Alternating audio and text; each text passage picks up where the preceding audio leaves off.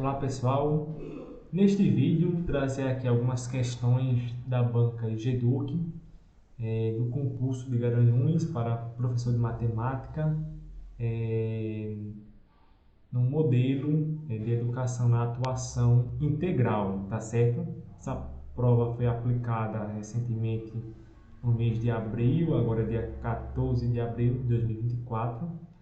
Então, no gabarito preliminar tiveram algumas divergências das respostas. Eu trouxe aqui para vocês as questões que eu visualizei aqui e encontrei alguns erros de gabarito, tá certo? Então vamos lá. Então, nessa primeira questão aqui, na questão 3, deixa eu colocar aqui nossa canetinha para a gente já ir rabiscando. A média harmônica é a medida de tendência central que é especialmente útil para dados que envolvem taxas e proporções. Até aí está correto. Sendo calculada, então, pela soma dos inversos dos valores dos dados dividida pelo número total de valores. Ou seja, como que eu calculo? Soma dos inversos dos valores dados dividida pelo número total de valores. Então, eu teria isso aqui, ó. Minha média harmônica, vou colocar média DH, média harmônica, é igual o inverso dos valores. Então, eu vou ter um valor x. Se eu tiver x, o inverso de x é o quê? É 1 sobre x. Então, eu teria 1 sobre x mais 1 sobre x. Colocar aqui x1, x2, mais 1 sobre x3, mais... e por aí vai. Até um determinado 1 sobre xn. Então, no enésimo número, que eu não sei quantos números são, e isso aqui é o quê? Dividido pelo total de números. Então, se for número 1, somente 1, dividido por 1, por 2, por 2. Então, como eu não sei o número, então eu vou colocar aqui n números, que é o número total que eu vou ter, tá certo? Então, se aqui fosse até 3, eu pararia aqui, ó, 1, 2 e 3. Então, como é n, então até um determinado número. Então, estaria errado ou não? Estaria sim errado. Por quê? Então, essa questão aqui, a gente vai colocar aqui como falsa, tá bem? Falsa. Porque seria a média harmônica, ela é o inverso disso. Ela é o quê? Ela é o número total dividido pelo inverso desses números. Aí sim estaria correto. 1 sobre x1 mais 1 sobre x2 mais infinitos números, dependendo de quantos forem, mais um número que é o seu inverso de xn. Tá certo? Então isso aqui a média harmônica é o quê? É o número total dos valores dividida pela soma dos inversos desses valores. Então, isso aqui estaria trocado, essas informações. A soma dos inversos dos valores e o número total dos valores. Então, essa informação seria aqui e essa seria aqui, tá bem? Então, consideramos essa questão aqui como falsa. A gente for colocar aqui mais bonitinho. Um falso, vou colocar aqui de vermelho, né? Pra falso. A questão 9 dessa mesma prova diz o seguinte: todo número natural de 6 algarismos seria o quê? Eu tenho um número aqui, ó. 1, 2, 3, 4, 5, 6. 6 algarismos, certo? Cujos 3 últimos algarismos são iguais. É divisível por 8. Ele diz aqui, ó, todo número, todo já engloba. Isso aqui está abrangendo todo número de 6 algarismos, aqueles que têm os 3 últimos iguais. Então, você poderia ter 2, 2, 2, 3, 3, 3, 0, 0, 0, 5, 5, 5, 8, 8, 8, 9, 9, 9. Então, os três ali são iguais. Ele está dizendo que isso aqui seria divisível por 8. Então, a gente já sabe que isso aqui talvez não esteja correto. Mas vamos continuar aqui para ver até onde essa questão vai. Entre os números naturais de 6 algarismos com algarismos repetidos, o número 111.888 é o menor que atende a essa condição. Então, veja só, se ele diz que todo número de 6 algarismos, cujos os 3 últimos são iguais, então isso aqui já estaria errado. Porque se eu colocar aqui, por exemplo, um número 100.000,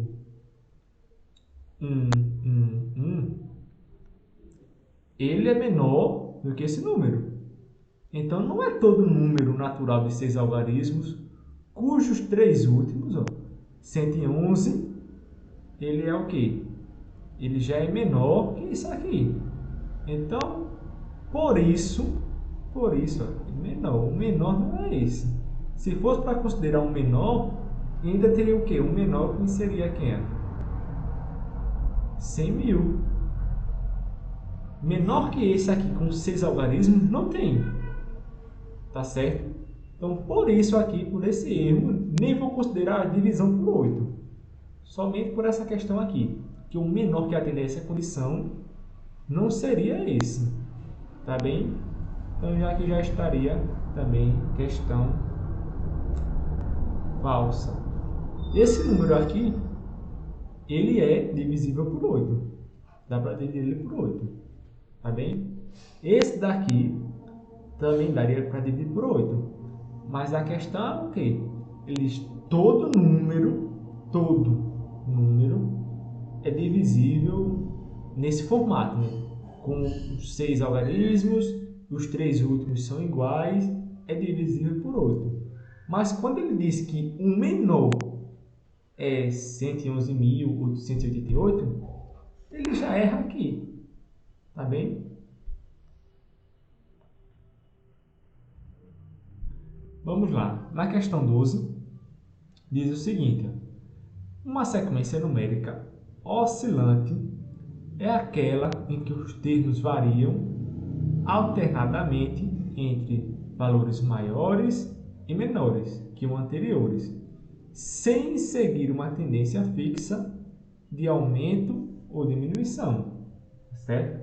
Então, o que seria uma sequência oscilante? Por exemplo, eu tenho aqui 1, menos 1,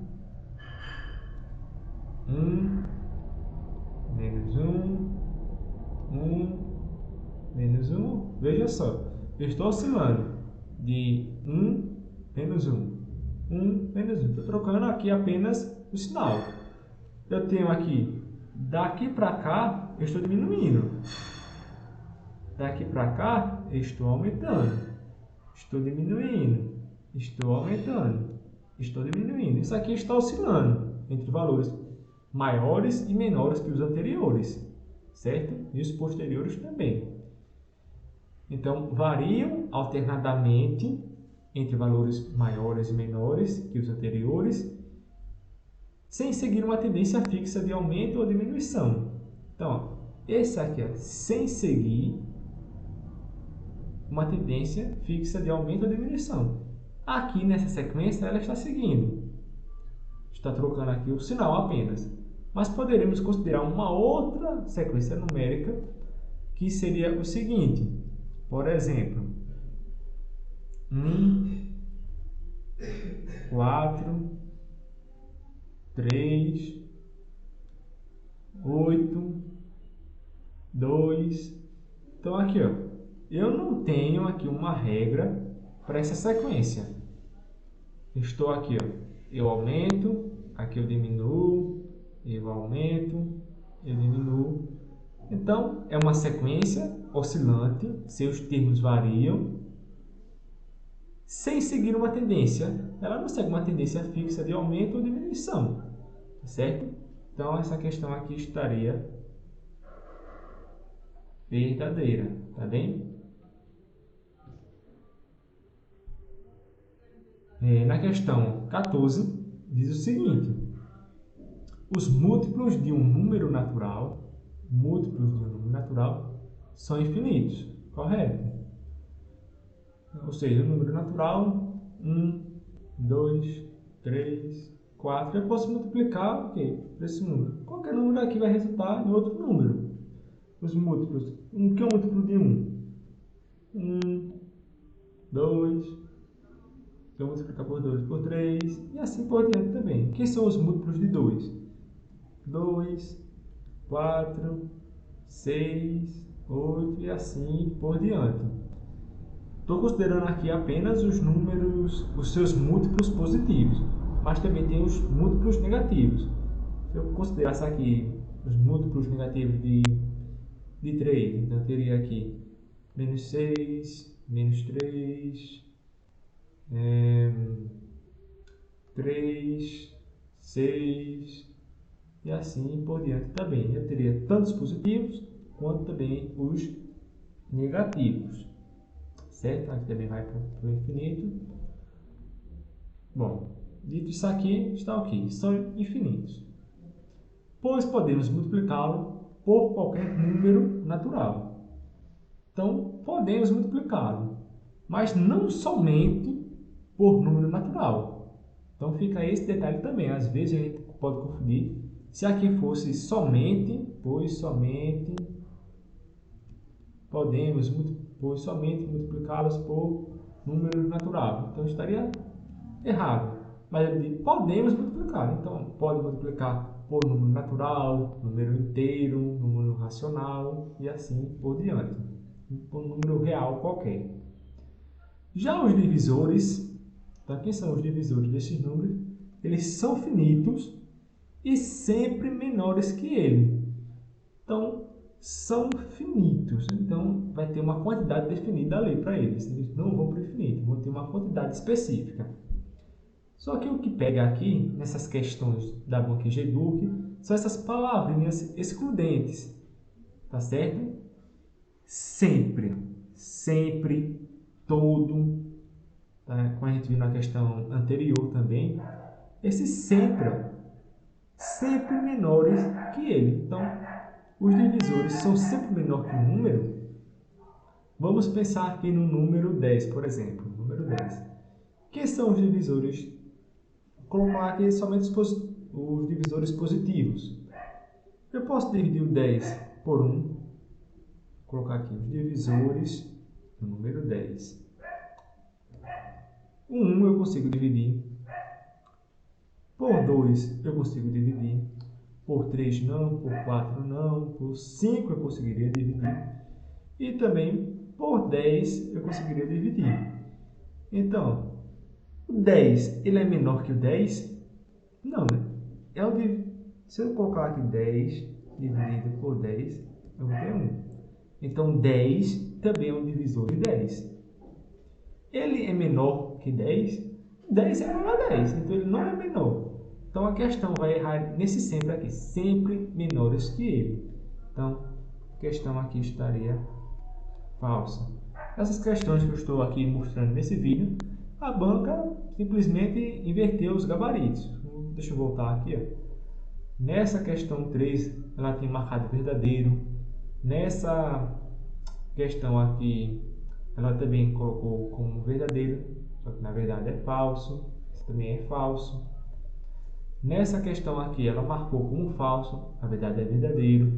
Essa questão que é falsa, ela marcou como verdadeiro, assim como as outras. Os gabaritos estão invertidos, estão trocados. Então, as questões que eu estou corrigindo aqui com vocês, essas questões já estão corretas, tá certo? Um gabarito correto. Então, se você está ainda em tempo de fazer recursos, que é até o dia 18 de abril de 2024, se você está assistindo esse vídeo depois ou fez esse concurso, então você ainda tem tempo hábil para poder realizar esse recurso dessas questões, tá bem? Nessa questão agora 39, temos o seguinte: em um exercício de matemática financeira, um investidor aplicou R$ 500 a uma taxa de juros de 5% ao mês durante 6 meses.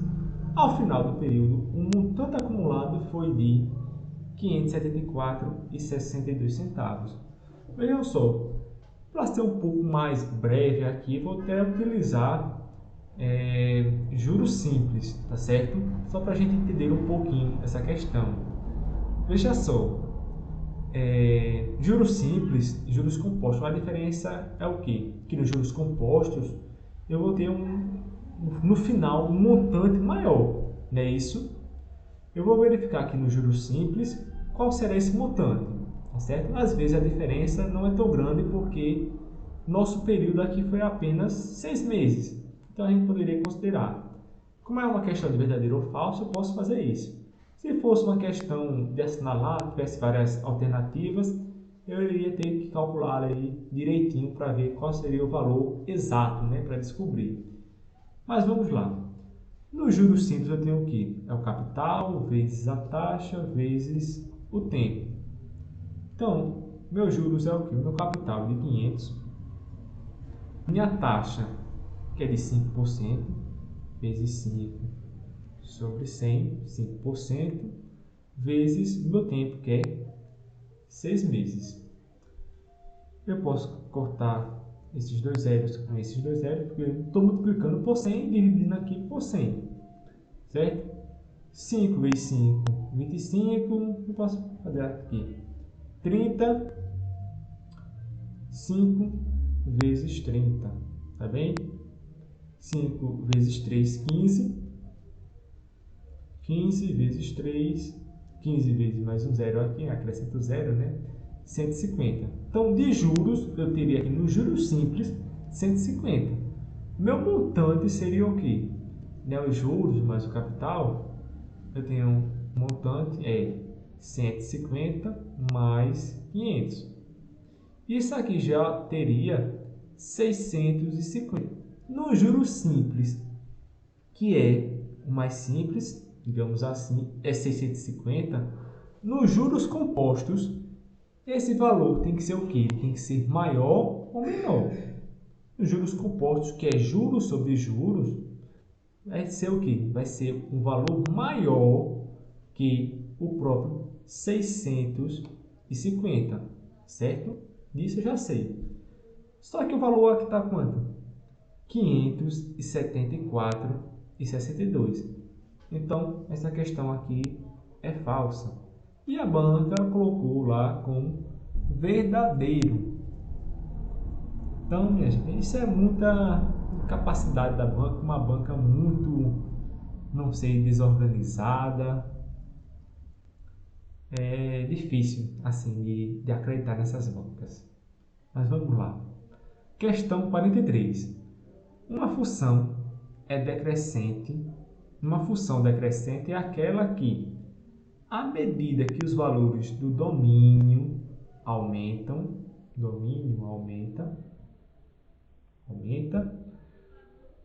os valores correspondentes do contradomínio diminuem. Então, se o domínio aumenta, o contradomínio diminui. Ela é uma função decrescente. Será? Vejamos, em outras palavras, o gráfico de uma função decrescente apresenta uma inclinação negativa ao longo do seu intervalo. Veja só, definição de conceitos aqui. Conjuntos é o que? Tem um conjunto aqui, domínio e o contradomínio, certo? Às vezes, contradomínio a gente pode chamar também aqui do conjunto imagem. Função, a gente sabe essa relação, né? Aqui de um número, de um ponto aqui com o outro correspondente. Um ponto aqui com o outro correspondente no outro, certo? Então, um ponto correspondente com x, um ponto. Vou colocar até um pontinho maior aqui, para a gente não misturar. Um pontinho menor, um pontinho maior. Nesse conjunto do domínio, a gente vai chamar o quê? Que são os valores de x na função. No contradomínio, ou conjunto de imagem, vão ser os resultados. Então, aqui vai ser conjunto y, tá certo? E a gente vai poder formar lá no gráfico, aqui, o eixo x e o eixo y, certo? Quando a função é crescente, os valores de x, quando eu coloco um x aqui, ele tem que ser menor que y. Ou seja, quando eu vou aumentando aqui, ó, colocar um valor aqui, 2, 3, 4, 1, 2, 3. Digamos que eu pego aqui nesse primeiro ponto, esse valor. Beleza. Nesse segundo ponto, tem que ser o quê? Um valor menor, que é o que ele está dizendo. À medida que o contradomínio aumenta, os valores correspondentes do contradomínio diminuem. O gráfico decrescente apresenta uma inclinação negativa. Então, à medida que eu vou aumentando o meu x, ó, aqui é 1, aqui é 2, aqui é 3, aqui é 4, aqui é 1, aqui é 2, aqui é 3, aqui é 4. Eu coloquei 1 aqui no valor 4, desconsidera essa proporção aqui do gráfico, tá certo? Coloquei o 2 aqui no 2, esse 3 eu vou colocar aqui no 1. Não está formando aqui uma função mesmo, mas só para a gente poder entender. Ou seja, eu vou aumentando o meu domínio, os valores do meu domínio, que são os valores de x, e vou diminuindo em y. Quando eu aumento aqui, ó, do 1 para o 2, o valor de y, que estava aqui, ó, ele diminuiu. Então, daqui para cá, ele também vai diminuir. Daqui para cá, ele também diminuiu. E isso configura, sim, um domínio aumenta, o contradomínio diminui, uma função decrescente. E quando uma função é decrescente, a inclinação desse gráfico ela é negativa. Exatamente por isso. Porque ela está decaindo. Então, essa questão aqui está verdadeira. E a banca EduC colocou essa questão aqui como falsa. Uma questão tão simples. Questão de função. Primeiro ano do ensino médio conseguiria resolver essa questão aqui e eles colocaram um gabarito sem noção. Vamos lá. Questão 52. Seja P um número primo e N um número natural maior que 1, se o máximo divisor comum entre P ao cubo e P elevado a N é igual a P ao quadrado, então N é igual a 3. Veja só, eu tenho um número primo, ele está elevado ao cubo. E tem um outro número primo, que ele está elevado a um número m. Quando eu faço o MDC desse número, ele diz que o resultado aqui, desse MDC de P3 e Pn, é P ao quadrado. Então, N é igual a 3. Se eu colocasse N aqui igual a 3, o MDC, que é o máximo divisor comum entre esses números, seria 3. Vejam só comigo aqui, vou pegar o número primo. Vou pegar 2 aqui. 2 ao cubo seria o quê? 8. P elevado a N, 2 elevado a N, vai ser igual, a gente vai descobrir já já. Só que ele diz o quê? Que o MDC é P ao quadrado. Eu substituí P por 2, é P por 2, não foi? Então, vou colocar aqui 2 ao quadrado. É 4. Então, diz o quê? Que o máximo divisor comum de 4 e esse outro de 8 e esse outro número aqui é 4. De 8 e algum outro número, o máximo divisor comum entre eles é 4. Sim, está certo. Beleza, é 4. Então, esse número aqui, de P2, ele tende a ser o quê? Ele pode ser 2. Ele não necessariamente é igual a 3. Ele tem uma outra opção, seria o seguinte. Se eu colocasse aqui 1 elevado a 3 é o próprio 1 ao quadrado é o próprio 1. Então, nesse caso, o meu n aqui poderia ser igual a 3. Quando o meu n fosse aqui, o meu divisor comum fosse p ao quadrado. Então, se p ao quadrado é 1 também, então esse p ao cubo também seria 1. E o máximo divisor comum entre 1 e 1 é o próprio 1. É o máximo que ele divide entre ele e ele mesmo. O máximo divisor comum de 8 e 4 é o quê? É o próprio 4. Que nesse caso aqui eu estou trabalhando com o quê?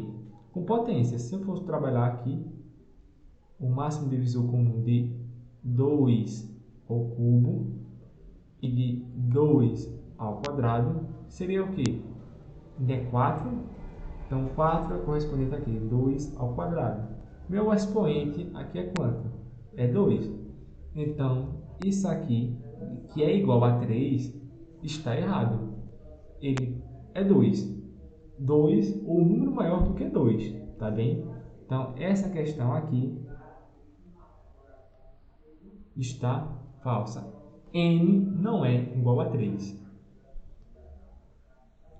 Vamos lá, aqui na questão 59 diz o seguinte: a probabilidade subjetiva é baseada em ideias, crenças e julgamentos pessoais. Correto. Sendo variável de acordo com a interpretação de cada pessoa. Por isso que ela é subjetiva, né? Ela varia de acordo com a interpretação de cada um. Correto. Portanto, uma mesma situação, ela pode ter diferentes probabilidades subjetivas para diferentes pessoas. Então, se eu considero uma subjetividade, digamos aqui, qual é a probabilidade de eu ir, por exemplo, ao cinema? Então, a probabilidade de ir ao cinema, a probabilidade de ser, digamos, seja, para mim, é 5%. Só que tem a probabilidade de uma outra pessoa que frequenta mais cinema, digamos, uma pessoa cinema 1 é de 80%. Então, isso aqui é subjetivo. Não tem como eu saber a probabilidade correta. Essa questão aqui está o quê? Verdadeira. Só que a banca GEDUC, não sei porquê, lá no seu gabarito preliminar, colocou isso aqui como falso. Por fim, aqui na questão das questões específicas que remetem à matemática, né? Temos a seguinte questão, questão 70. Em uma progressão aritmética, a razão é a soma do primeiro termo com um valor R. Está já errado aqui de cara. A razão é o quê?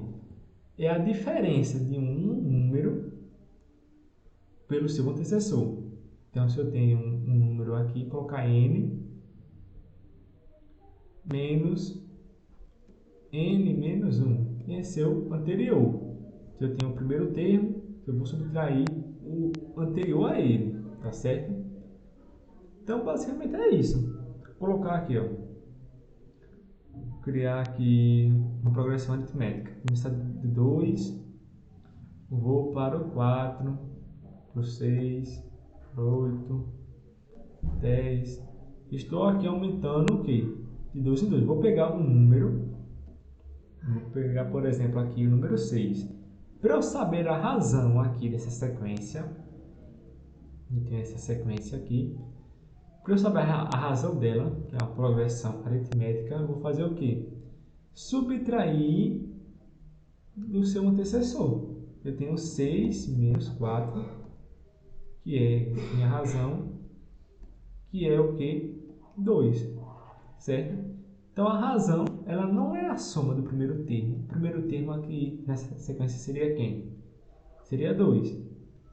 Mais um valor, é a soma do primeiro valor com o valor R. Mas como é que eu vou ter a minha razão somando com outro valor? Então isso aqui já está, logo de cara, no início, está errado, tá certo? Então questão aqui, questão falsa. E lá no gabarito preliminar, a Banca Geduc colocou essa questão aqui como verdadeira. Então, se você está no período de fazer recurso, você fez essa prova da Banca Geduc, do concurso de Garanhuns para professor de matemática, na atuação integral. Ainda tem tempo até o dia 18, então corra que ainda dá tempo. Então, até o dia 18 do 4 de 2024, você pode fazer recurso contra essas questões que estão aqui com gabarito trocado, certo? Então, se você gostou aí do vídeo, deixa o seu joinha aí, compartilhe com outros colegas. Gostou aí da resolução? Tem alguma sugestão, dicas de outras provas que vocês têm dúvida? Deixe aí nos comentários, tá bem? Sugestões, agradecimentos e até a próxima. Tchau, tchau.